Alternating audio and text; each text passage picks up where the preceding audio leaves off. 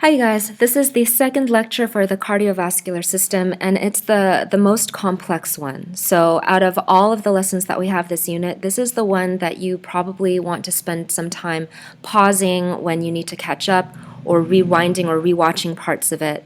And the question we're trying to answer is how does the heart contract to enable your heart to beat? By the end of this lesson, you should be able to answer that question using all of the vocabulary shown here. And once again, this is the lesson that you're going to want to study more than once in order to master it.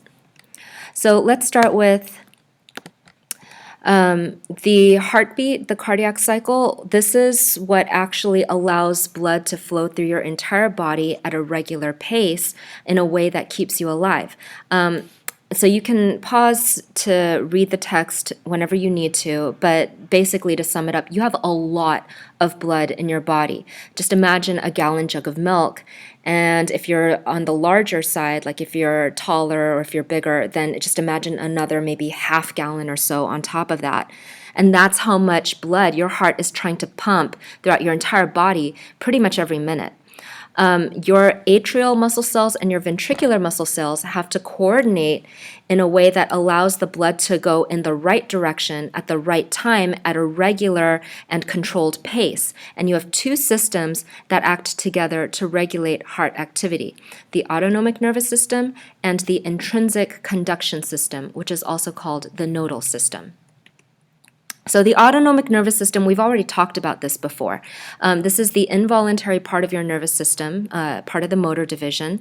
And if you are in fight or flight mode because there's something that's stressing you out, it's going to raise your heart rate. If you're in rest or digest mode, you're about to fall asleep, you're just relaxing, that's the parasympathetic division of the autonomic nervous system. And so you're going to slow down your heart rate. And then there are other things that can also increase or decrease your heart rate. So things like exercise or increased blood volume, or if you have a fever, or if it's cold outside. And here are different factors that feed into that, that basically serve as inputs into your brain, and then your sympathetic and parasympathetic nervous systems then send signals through the vagus nerve that control the heart. But we're not going to talk about that for this unit. That was the previous unit. All you need to know about this is that the brain does have a role in controlling your heartbeat, and that your heartbeat can increase or decrease depending on different factors or stressors that are in your life at the moment. We're going to be spending our lesson talking about the other system that controls your heartbeat. It's called the intrinsic conduction system. It was on the first slide in this lecture. It's also called the nodal system. So here you can see it's only named as the nodal system. But there are 5 elements, 5 special tissues that you will only find in the heart that work together to make sure that your heart is beating at a rate of roughly somewhere between 60 to 75 beats per minute in a healthy adult human being. So here are the 5. The sinoatrial node, also known as the SA node, the atrioventricular node, also known as the AV node, the atrioventricular bundle, also known as the bundle of His, the bundle branches, and the Purkinje fibers. So take a few seconds before you move on to the next slide to just pay attention to the spelling and to the way that these tissues are named. And before you move on, you can pause it here, but before you move on, just try to guess where you're going to find these different tissues in the heart. All right, so here are those tissues that allow the heart to beat in a regular way. We're going to start up here in the top right, because you recognize this is the right side of the heart. So this is the upper right. In the right atrium, we have the sinoatrial node, also known as the SA node, also known as the pacemaker. And what's going to happen is it's going to initiate a depolarization signal of the heart muscle wall. Now, depolarization here is really similar to what we see in an action potential in a neuron. So remember, when the neuron receives a stimulus, you're going to have sodium channels that will open, and sodium goes in, and it depolarizes the axon. Something really similar is happening here. You're depolarizing the heart muscle. And as you do, that depolarization signal spreads down the atrium on this side and across from this SA node. It goes across the heart to the other atrium and spreads through that atrial wall. And as the depolarization spreads, it's going to build up pressure, and it's going to, as blood fills it up, it's going to build up that signal, and then it's going to eventually cause it to contract. And that contraction will help to push blood down into the ventricles. Now, at the same time that the atria are building up pressure, that signal is also reaching the atrioventricular node here, depolarizing the AV node, which sits right in between the atrium and the ventricle. That depolarization signal is going to now spread down this fiber, which is called the bundle of His, probably named after the guy who discovered it.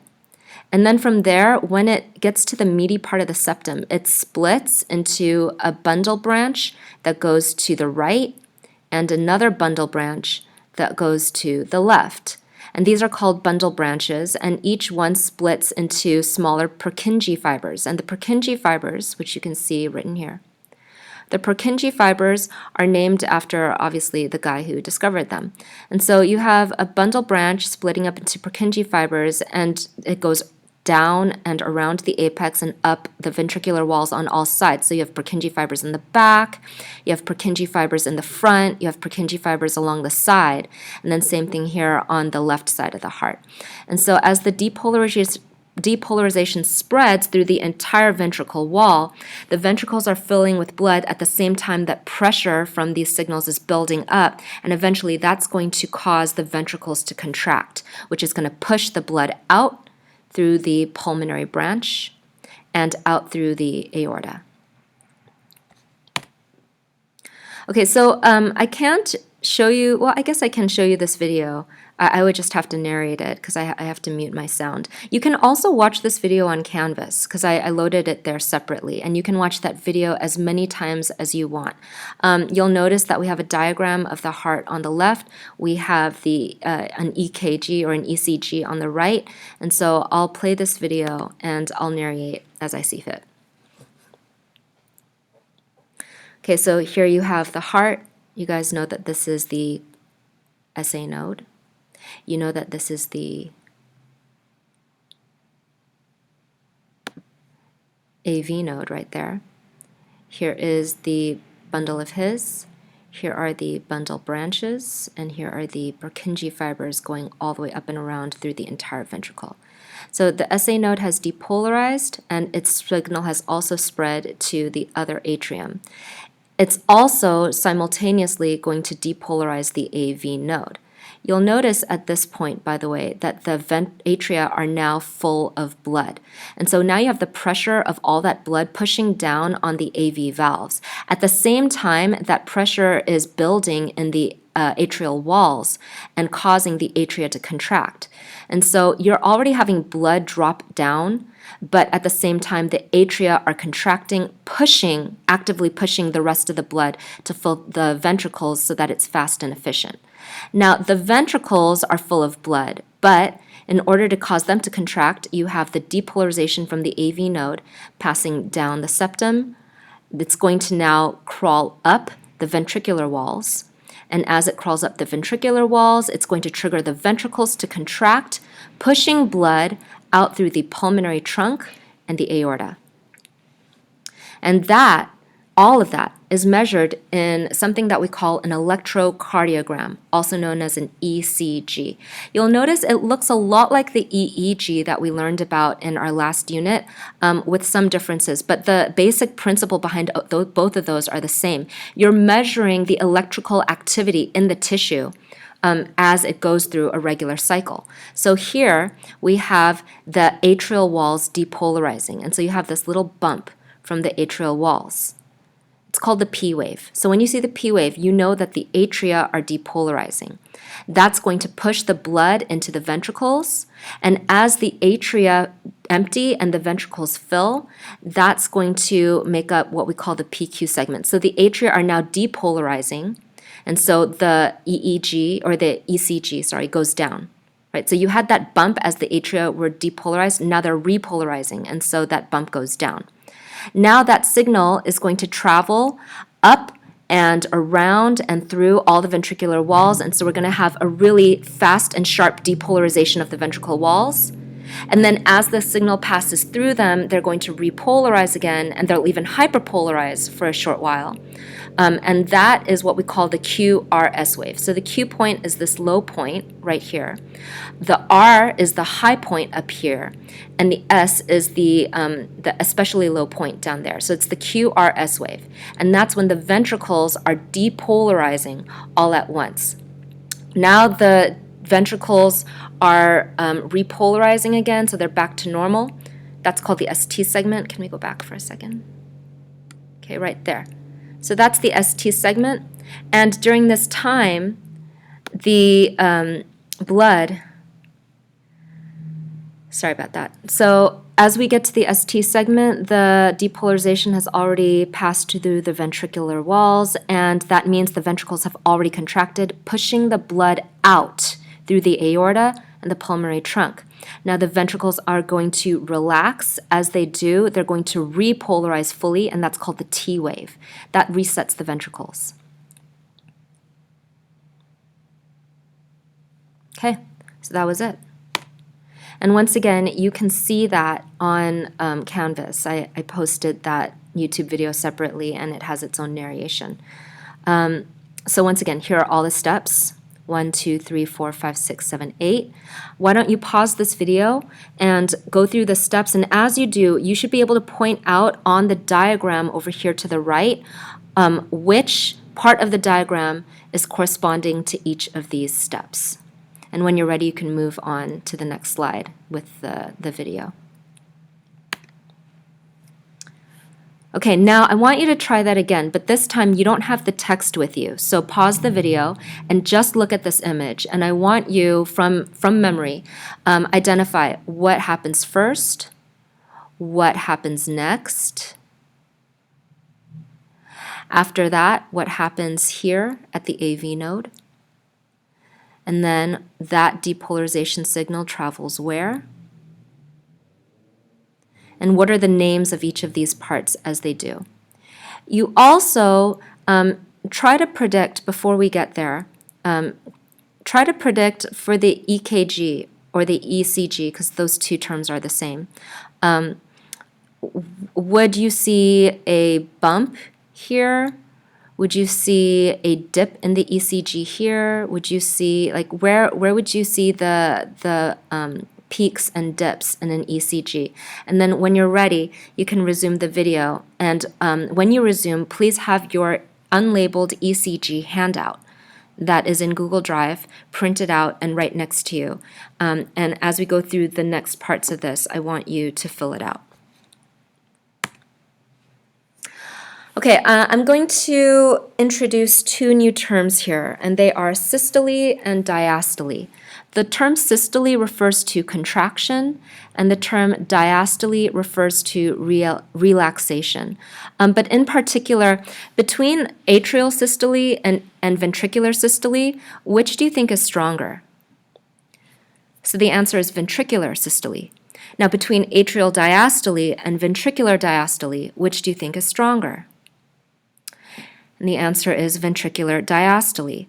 And so even though both the atria and the ventricles go through systole and diastole, in an ECG, because the ventricles have a much thicker wall and because they get depolarized and repolarized much more strongly, when you look at what's happening in a cardiac cycle, we refer to ventricular contraction and ventricular relaxation when we use the terms systole and diastole. So unless you're told otherwise, please have the invisible word ventricle in front of the word systole and in front of the word diastole. Okay, so a cardiac cycle is the events of one complete heartbeat, beginning with the blood is flowing passively from the atria into the ventricles. And the ventricles do contract, but a lot of it is just the weight of the blood pushing down on the AV valve. And then for ventricular systole, the ventricles are now full and blood pressure is building up in the ventricles, and then the ventricles contract, pushing that blood. And then once the blood is pushed out of the ventricles, at that point, the ventricles are empty, so ventricular pressure is low, and the atria have been refilling all this time, and they're almost done refilling. Throughout that entire period, you're going to hear a predictable pattern of lub-dub, lub-dub, lub-dub, lub-dub. And I'll tell you what that is on the next slide. But when you're a doctor and you're listening for those sounds in a patient who's in for a checkup, what you're listening for is, do you hear a regular pattern of that? Or do you hear an irregular pattern?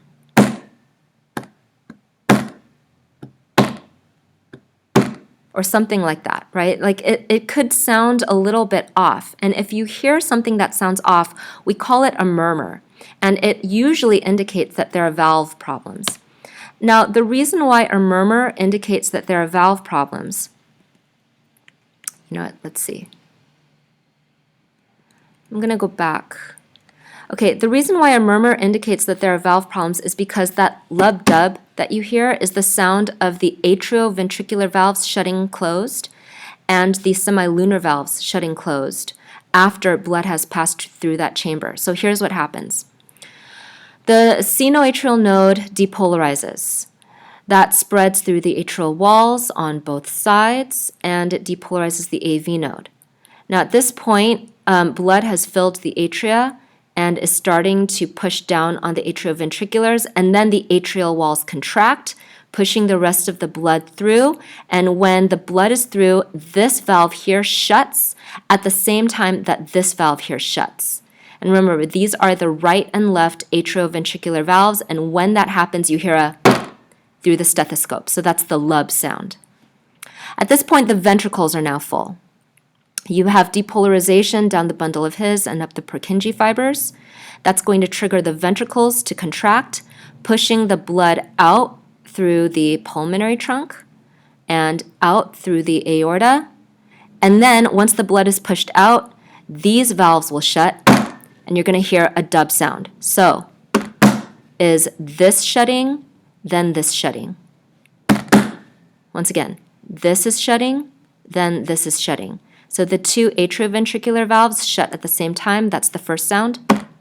And then the two semilunar valves shut after that, and that's the second sound.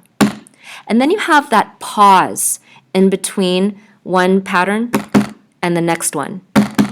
And that pause is the time it takes for the ventricles to finish repolarizing and resetting themselves, and for the atria to finish refilling with blood. And then, once again, blood is going to go down here and up here. So we've got the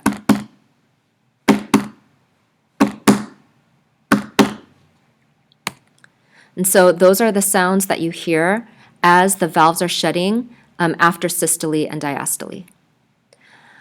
Okay, at this point, you should have your handout. And your handout is going to look similar to this, except that I drew I had little heart diagrams above the ECG. The P, Q, R, S, and T are already all labeled for you. And what I want you to do is go ahead and read through this. And you should be able to, on your handout, identify, first of all, in words, what's happening here, what's happening here, what's happening here, what's happening here, and what's happening here. And then we go back to the beginning.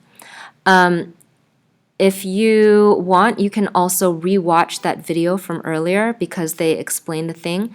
You can pause it whenever you need to, and what you're trying to do is you're trying to use your red and blue colored pencils, and you can even use yellow highlighter on top of that to depict both the flow of blood through each parts of this ECG, as well as the depolarization of the different parts of the heart wall as measured in this ECG. And then that's something that we're going to discuss during the first 10, 15 minutes of our Google Meet time next class period. So we'll go through that EEG or ECG handout together, and you can ask me questions about it at that time. Okay, so pause the video, and when you're ready, you can resume it, and we'll talk about what happens when an ECG is abnormal.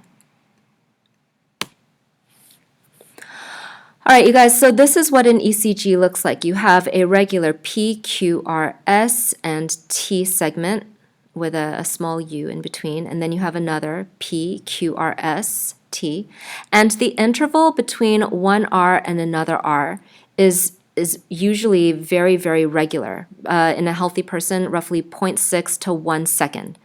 The time interval between a P and an R is also very regular. In a healthy adult, it's between 0.12 and 0.20 seconds. Do you need to memorize these intervals? No, you do not. What you do need to recognize is that they are very, very regular.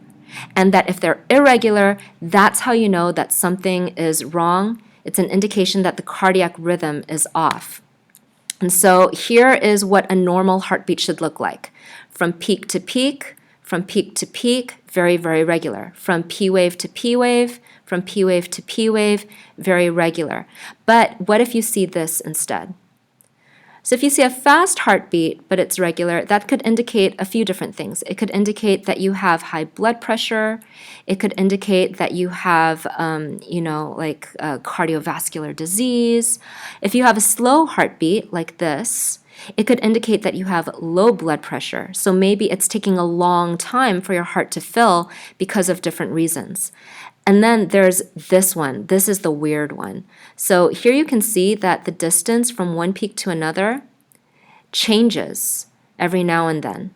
So here it almost looks regular, but then if you look at the whole picture, it's clearly irregular. So there's something wrong. Now remember, the P wave corresponds to depolarization of the atria. The QRS wave, stinging Andy. Okay, the QRS wave is depicting depolarization of the ventricles, and then the T wave here is depicting the ventricles resetting and getting ready for the next heartbeat. And so if you could look at an individual part of the ECG, like let's say, for example, here, if you have an abnormally short P wave or an abnormally low P wave, that could tell you something is wrong with the atrium. Or if you have, like over here, you might have an abnormally high T wave. That could indicate that there's something that is happening. You have maybe hyper-repolarization of the ventricles. And so by looking at the ECG, cardiologists can isolate which part of the heartbeat is abnormal. And then, of course, if you just flatline, then clearly the ECG machine is broken or something more serious is happening. Okay, so once again, here's the cardiac cycle. Just take a minute, pause the video, and just see if you can trace what's happening. And when you're ready, you can resume.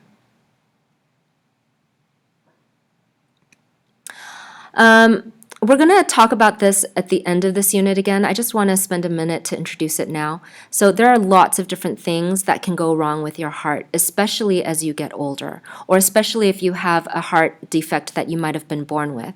And the ones that you can see in an ECG often will denote to you that either there's something wrong with the pacemaker, or there's something wrong with maybe the bundle fibers, or more likely, it's that there's something wrong with the valves themselves. So here you can see we have atrial fibrillation, and that's where the depolarization of the atria is irregular. And so it causes the atrial walls to shudder. And from the outside, like let's say that you were, looking at heart, you were a surgeon and you opened the thoracic cavity, and now you're looking at the naked heart and it's exposed and it's going through atrial fibrillation. It would look like the atrial walls are shuddering, like there's a bag of worms and they're squirming inside the atria. Or you might see something like this. So here you can see that the ventricular walls have abnormal depolarization, and so the signals are going in every which direction, causing the ventricle walls to shudder. And then on a ECG, it would look really odd, something like this. And so you'd have that bag of worms look. It's often an indication that there's something wrong with the valves. But it could also be an indication that there's something wrong with the nodal system itself. Either way, though, you have a serious issue, and we're going to talk a little bit more about that at the end of this unit. Last of all, I just want to end with, you guys should know that the amount of blood that each heartbeat pushes out through your aorta is called the stroke volume. And the stroke volume is going to differ depending on the size of you and like the health of your heart. But for most of you, it's going to be roughly around 70 milliliters per beat. And for the normal, healthy human adult, that's about 75 beats per minute. Which means that you're pushing roughly 5,000 something milliliters of blood through your entire body every minute, which once again is almost 1.5 gallons of blood. So your heart has to go through a lot, and it has to last you for your entire life. If your heart fails and it's not able to put out this type of cardiac output, which by the way is what CO stands for, cardiac output, if your heart fails and it can't put out this cardiac output, that's going to be the end of your normal lifespan unless you have medical intervention. The more demands that you put on your body with your lifestyle or with the amount of exercise or with the type of diet that you have or with your genetics, the more cardiac output and the more cardiac demand you're going to put on your heart. Okay, here are the key takeaways for this lesson. The intrinsic conduction system, also known as the nodal system, causes the heart to contract in a regular, continuous way. First, the SA node, the pacemaker, causes the atria to contract, which pushes blood into the ventricles. Then, the AV node depolarizes, which spreads the depolarization signal through the ventricle walls. That causes the ventricles to contract. We call that systole, when the ventricles contract. And that's going to push blood to the lungs and the body. The ventricles will then repolarize as the atria finish filling with blood, and that's called diastole, as the ventricles are relaxing. When the AV valves flap shut, right around here, they're going to make a lub sound. And when the semilunar valves flap shut, right around here, that's going to make a dub sound. And you can watch all of that happening by hooking the patient up to an ECG machine. And if the ECG looks weird, then it can show you where the cardiac rhythm is off.